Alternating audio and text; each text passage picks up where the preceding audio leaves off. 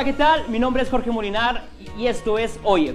El día de hoy estaremos presentando 7 argumentos acerca de por qué nuestra postura contra el matrimonio homosexual, sin ninguna base religiosa. Comenzamos.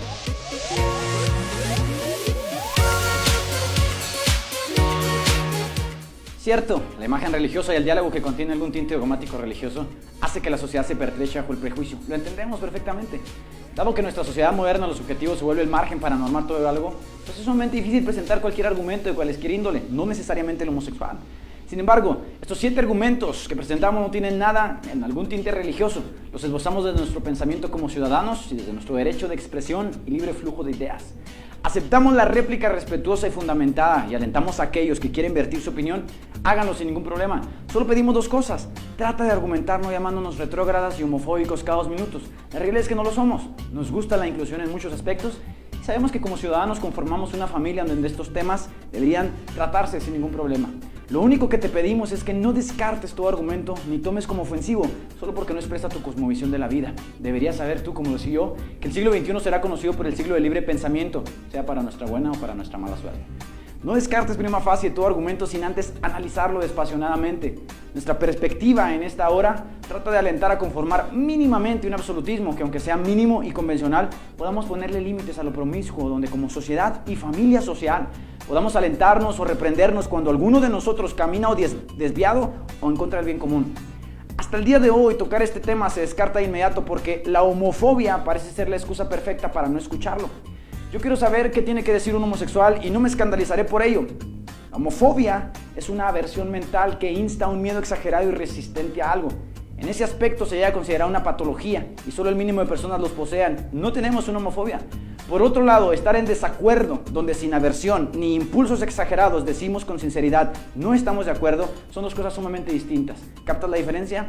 No sentimos aversión hacia ningún ser humano. Creemos que todos los hombres nacen libres debajo del cielo y que el Estado debe crear los móviles para que dicha libertad no sea menoscabada ni por su raza, ni por su lengua, ni por su credo, ni por sus convicciones.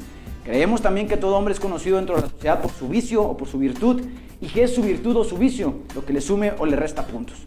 Dicho esto, contestemos algunas preguntas. ¿No es común la conducta homosexual entre los animales?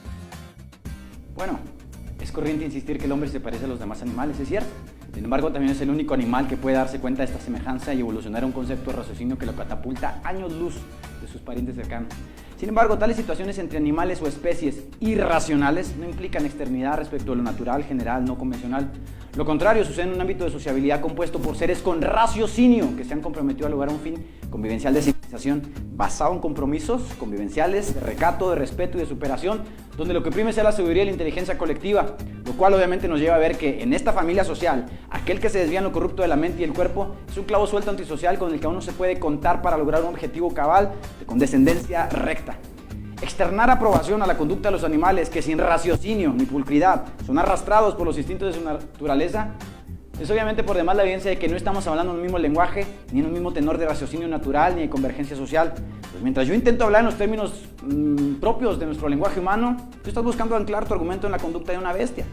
Los seres humanos salimos del bestialismo de culturas arcaicas donde lo degenerado era común para tratar de ponderarnos como una especie sabia que sabe llegar a una convergencia racional. En los animales también hay incesto, abandono de crías, matanza de los débiles. ¿Hasta dónde quieres normar tu conducta en base a la conducta de los animales? Creo que esta postura es débil desde una perspectiva natural porque si apelamos al darwinismo social o biológico evolutivo, los heterosexuales seríamos la especie preponderante donde el débil de espíritu de alma queda estancado a ser dominado. La especie homosexual no va más allá del 3% y bien sabemos que la naturaleza es selectiva en permitir que subsista lo mejor de cada especie. Todo esto lo digo desde el absurdo, desde el supuesto, tratando de mostrar lo irreal de la posición al usar del ejemplo animal para la inclusión del homosexualismo en la sociedad como algo normal. Preferiría que apelásemos al amor social, en donde como familia que tiene su núcleo en la verdad, ayudamos al que se ha desviado en la conducta de su mente, no alentándolo ni premiándolo, sino corrigiéndolo y mostrándole así un amor mucho más grande. Yo te veo como mi semejante, te ayudo en tu vicio y te elogio en tu virtud, te reprendo en tu necesidad y te apoyo en tu necesidad. Por esto, habría que demostrar que el homosexualismo es una desviación. Sin embargo, parece ser que el chip de homofobia está como una ametralladora lista a aniquilar todo aquel que se oponga al avance. Pero seamos sensatos. Es de la perspectiva de la conducta animal desde donde quieres normar esto, creo que en vez de avanzar, retrocederíamos. ¿No crees que ellos también tienen derecho al matrimonio? El matrimonio en sí no solo es una construcción social, sino una universal cultural.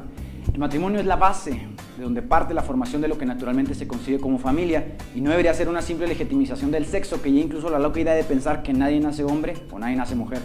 Eso nos demuestra que el deseo de los promotores del matrimonio homosexual es militar en corromper todo lo biológico y todo lo antropológico por una simple lucha de aceptación. Los biólogos evolucionistas reconocen que el vínculo macho-hembra en parejas duraderas fue el paso crítico de la evolución humana y es algo incorporado a nosotros por la naturaleza. Tal vez es cierto, tal vez el tiempo puede redefinir lo que matrimonio significa. Sin embargo, eso no debería hacerse por el capricho de un grupo y de su exacerbación sentimental. No debería ser promovido por una agenda belicosa que lo que pretende es destrozar totalmente lo establecido y lo que se conoce como familia. Ahora, solo un mínimo porcentaje de homosexuales desean realmente el matrimonio. Al parecer ellos se sienten sumamente cómodos viviendo en abierta comunión y lo único que pretenden es cuidar de sus derechos. ¿Por qué entonces reconfigurar totalmente la ley para beneficiar cuando esto no tiene nada de sentido? Ellos pueden tener todos los beneficios de un matrimonio a nivel de herencias, a nivel de transmisión de bienes, a nivel de propiedades. Todo esto tan solo tienen que ir con un notario y regularlo entre dos o más personas. Muchas parejas homosexuales establecen acuerdos de esta índole. La pregunta sería, si ellos pueden tener todos estos derechos, ¿por qué redefinir lo que es el matrimonio? Por lo cual nosotros vemos que el deseo real de la agenda o del lobby gay es sumamente distinto a la búsqueda de la felicidad homosexual. Lo que ellos pretenden es buscar reestructurar todo el sistema para que lo que conocemos como familia caiga. Cuando los diseñadores Dolce y Gabbana se opusieron a la adopción de menores y al modelo familiar del homosexualismo, pensé que realmente la inteligencia todavía nos puede ayudar. Pero esto no tiene que ser una lucha. Podemos avanzar plenamente sin tener que enfrentarnos en abiertos encontronazos donde me lanzas al campo de batalla sin que yo quiera ir. Pues como ciudadano pretendo luchar para que a mi hijo no le enseñen algo como natural, cuando ni biológica, ni antropológicamente, ni filosóficamente lo es. Pero si el subjetivismo es la norma que estás aceptando, pues sé que te va a dar igual si mi hijo es alcohólico, drogadicto o fornicario. Al final de cuentas, nuestra sociabilidad no significa nada para ti. Pero para mí es una familia en un nivel de conglomerado. Así que la sociedad se fragmenta cuando tratamos de fragmentar lo que la sociedad ha alcanzado. Pues la rectitud y la inteligencia colectiva no es el margen, sino el capricho y la tendencia moderna de querer anclar todo en la ley, todo lo que el hombre en su alocada caminata efímera considera recto. ¿Podría considerarse el homosexualismo una variante social de lo natural? No existe una base naturalmente biológica en la que se pueda apoyar el matrimonio homosexual.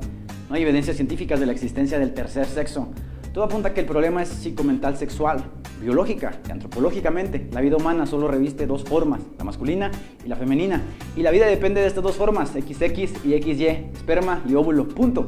De hecho, la verdadera homosexualidad, y no aquella que es una simple tendencia ahorita, es excepcional, no registra más del 3%. Se puede considerar científicamente como una desviación. Sin embargo, para llegar a una conclusión de que el homosexual es una variante de lo natural, tenemos que definir lo que es natural. El ano, por ejemplo, no es parte de lo sexual reproductivo, no resiste la fricción, se desgarra, excreta la materia fecal y está directamente conectado al intestino.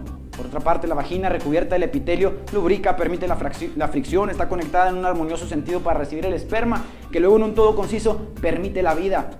Gran parte del problema homosexual es usar algo con un propósito distinto al que fue creado y rompe lo morfológico de lo natural, y esto tiene consecuencias. No obstante aún, lo que intentamos es que el bestialismo de culturas arcaicas se ha dejado atrás y donde ninguna variante atente contra nuestra convergencia y salud social. Porque de ser así, yo puedo comer un guisado de humano viéndolo como una variante alimenticia. Hoy conocemos que el canibalismo no forma parte de nuestra rectitud y lo descartamos. Pero ¿qué pasaría si yo intento hoy hacer que la ley me proteja y me permita comerme a mi vecino? En este aspecto el homosexualismo puede ser una variante, pero no de lo natural, sino una variante, producto de la desviación psicosexual mental. ¿No crees que la sociedad gay sufre mucha marginación homofóbica? Si así fuera, yo pudiera abiertamente juzgar de cristianofóbico a todo el que no acepte mi percepción de la vida. Y tendría muchos más argumentos para mostrarme junto con los míos como una comunidad sumamente atacada y relegada. La persecución cristiana es sumamente triste alrededor del mundo.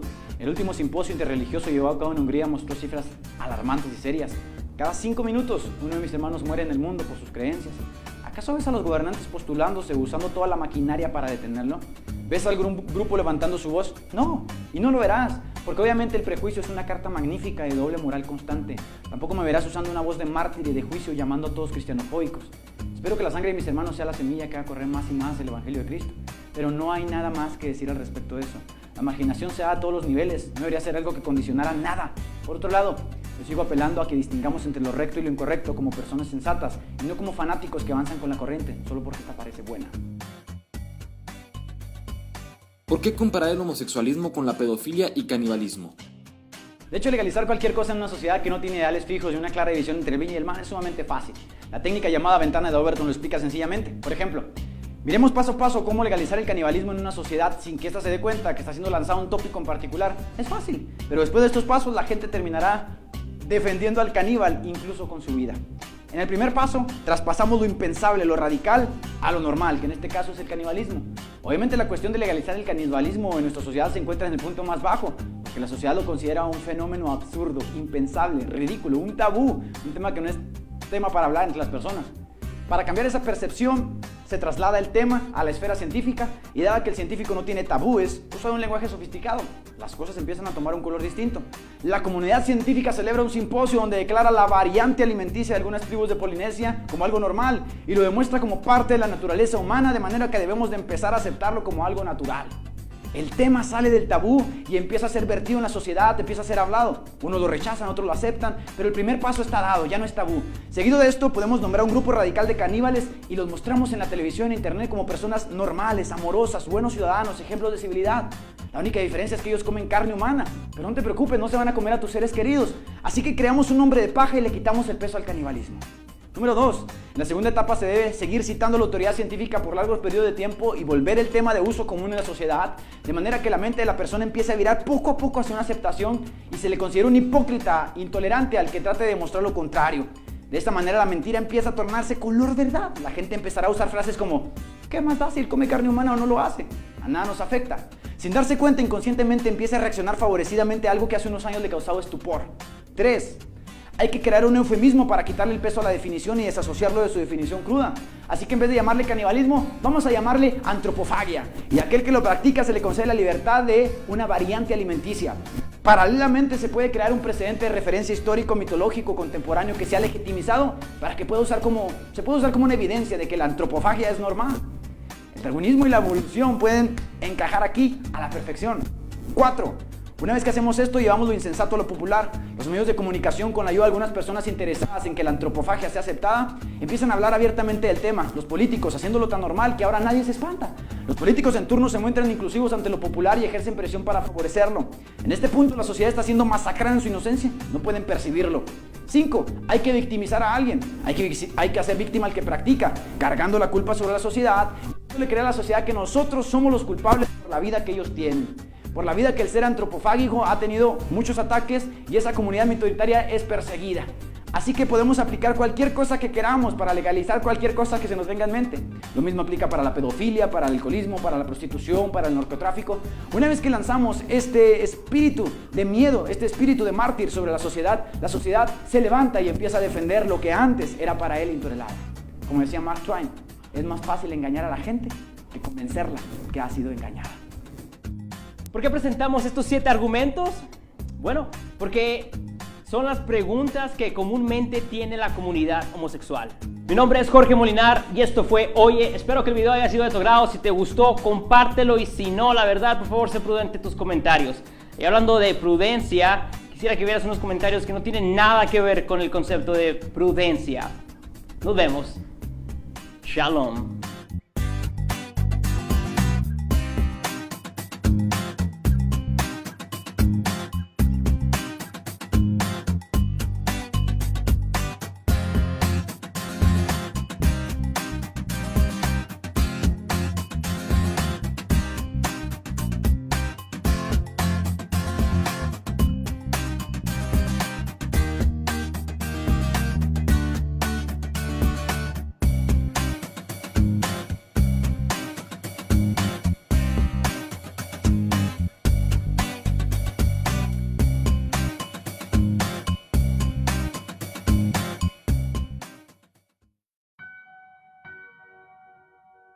¿Ellos están realmente preocupados por dejar un mejor mañana como sociedad? ¿Es a esto a lo que debemos de acostumbrarnos a llamar amor?